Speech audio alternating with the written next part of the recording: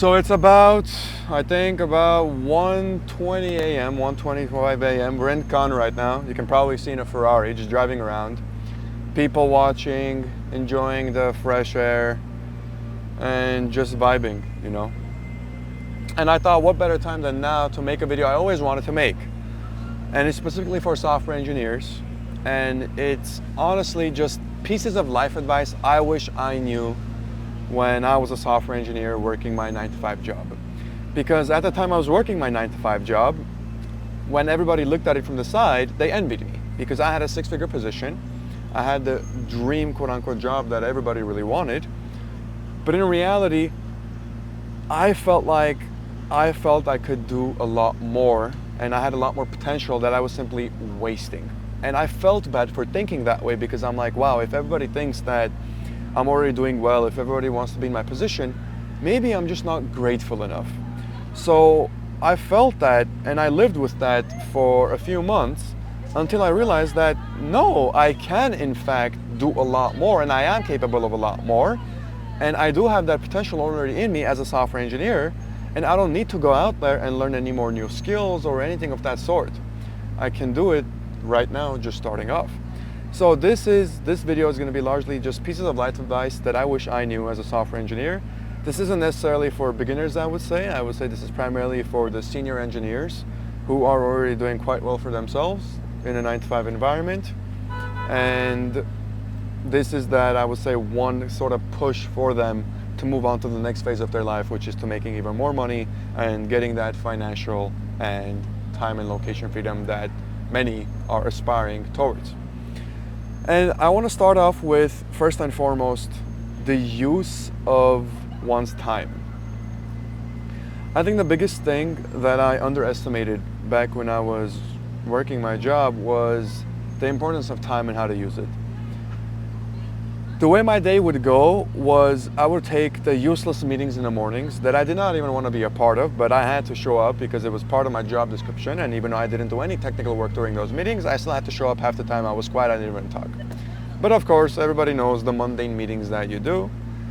And after those meetings were over, I maybe had a little bit of actual development work to do, or maybe taking care of, junior developer or talking to somebody else, especially when I was a manager already at the time. But nevertheless, let me see what this guy is doing because I have no clue what the heck he's doing. Okay, we passed him.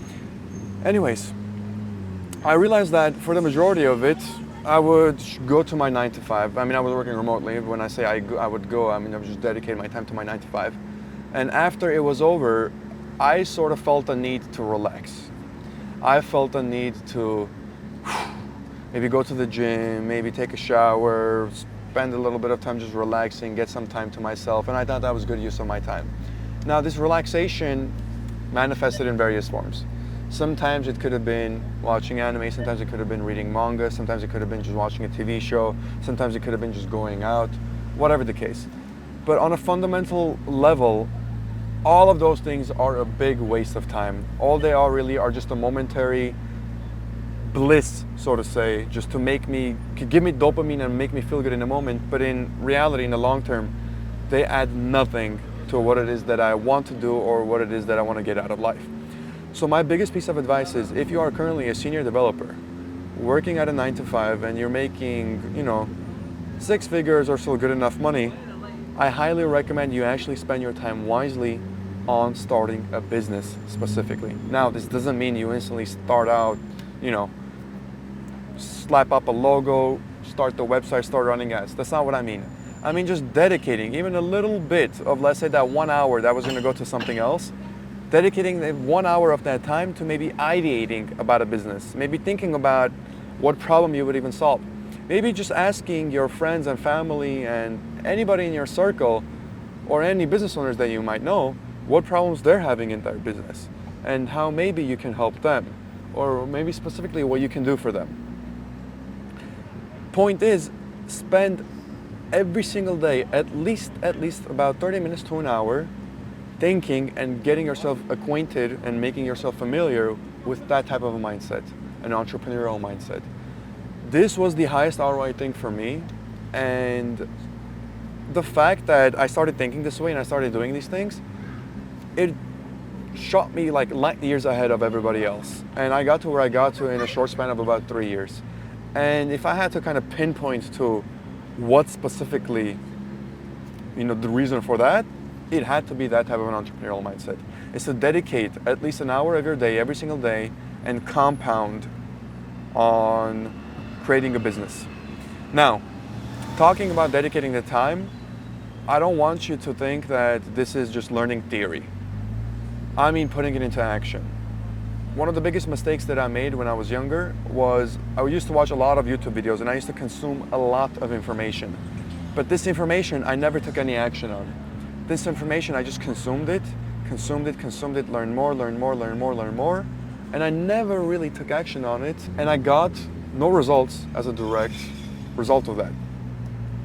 So my second piece of life advice as a software engineer would be, whenever you do dedicate your time, make sure that it is actually productive time. What I mean by that is, if you're going to say to yourself, okay, I'm going to dedicate 1 hour of every single day to work on a business or to be entrepreneurial, don't consider watching a YouTube video, right? Kind of ironic that you're watching this now, but don't consider watching, let's say, a guide on a YouTube video or something like that as a good use of your 1 hour. Now, I'm not saying you're not supposed to learn. Of course, find time to learn, but understand that the Pareto principle, the 80-20 rule, definitely applies here. 20% of the tasks that you will be doing will contribute to 80% of your results, and those 20% of the tasks will all be action-based. None of it is going to be theory-based. So sure, take the time to learn, but spend majority of your time on actually taking action. A lot of people say, oh, measure twice, cut once, and all these things. But I would say initially when starting off, it's really important you build momentum. So as a direct result of that, whenever you do decide that you're going to spend an hour a day on starting a business or on just entrepreneurship and trying to understand that mindset, don't consume information, actually act on that information. That would be my second piece of life advice on how to succeed as a software engineer in this day and age and actually get to a respectable position with regards to earning yourself your time, financial, and location freedoms. Now, my third piece of advice might be a little weird for some of you, but my third piece of advice would be to work on yourself physically. What I mean by that is to get in the best shape of your life as much as possible. The reason I emphasize getting in the best shape of your life, especially as a software engineer, is because there is this negative stigma, or I should say stereotype, around software engineers. One that is, you're supposed to sit on your butt all day, right? And essentially just do work on the computer and not talk with individuals and sort of live life like, I think a perfect word with it would be a hermit, right? As mean as that sounds, or as not ideal as that sounds, but that's exactly what it really entails. That's exactly what a hermit is. So one of the biggest things that I see in the lives of many software engineers is that they do not work on themselves physically. Sure, they might eat healthy, they might go to the gym every now and then, but none of them really take care of themselves, they take care of their body. And I don't mean to the extent of, oh, I go to the gym every day. No, I mean what you put in your system, what you eat, what you drink, how often you work out, what type of workouts you do. People underestimate the effect of their physical body on their physical mind, right? There's a saying, a healthy mind dwells in a healthy body. That's for a very good reason. One of the biggest advantages in my life that I got was due to how I built my physical body. And not only in the forms of just looks, but also in the form of energy. I had a lot of energy. I had a lot of energy to work. I had a lot of energy to work a lot of productive hours in a row that many people wouldn't be able to do. And I wasn't caffeinated for any of them. I don't drink coffee. I don't do any of that. A lot of it came from just building myself up physically such that I am best fit to actually work when I want to work, rest when I want to rest, or when I need to rest, I should say. And that's really the third piece of advice that I have. Every single software engineer should be in the best shape of their lives, especially as a man, right?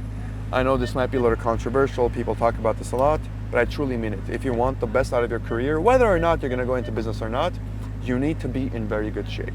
Because what people don't often realize, and what I often see, especially when I was a manager and I was managing people 20, 30 years older than me, when they sit so long in front of the desk with no physical movement, and when they don't take care of their health and they just, eat and drink garbage, what ends up happening is when they get to their 30s or when they get to their 40s, they are not operating at that age bracket. They are operating as if they're like 50 or 60 because they cause so much harm without even realizing. Sitting is one of the most harmful things, and it's one of the things that software engineers do the most.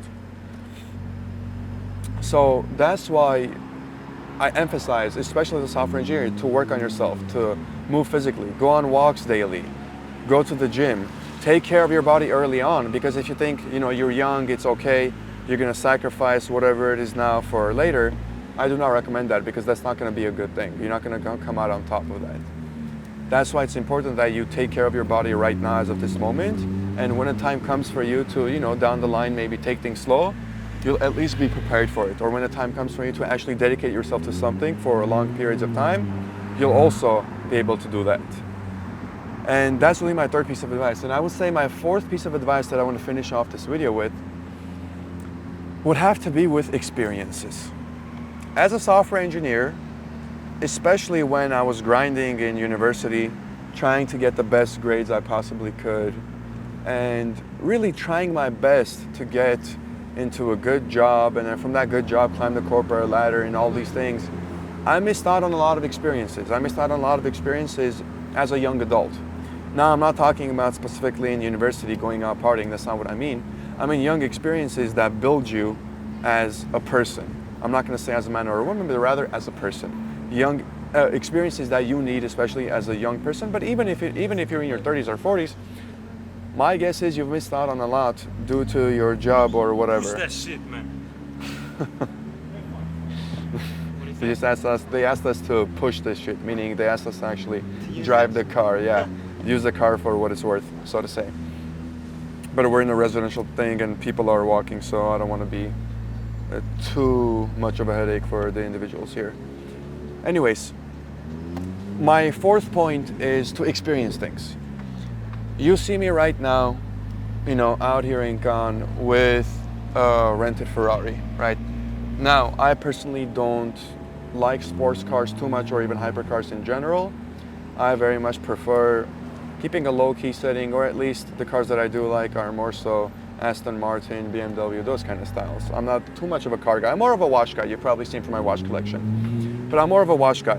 But the setting that we're in, the people I'm surrounded with, I wanted to enjoy myself, and as a result, got a nice Ferrari for about 2,500 euros a day. And now we're gonna drive it tonight and tomorrow as well to enjoy it.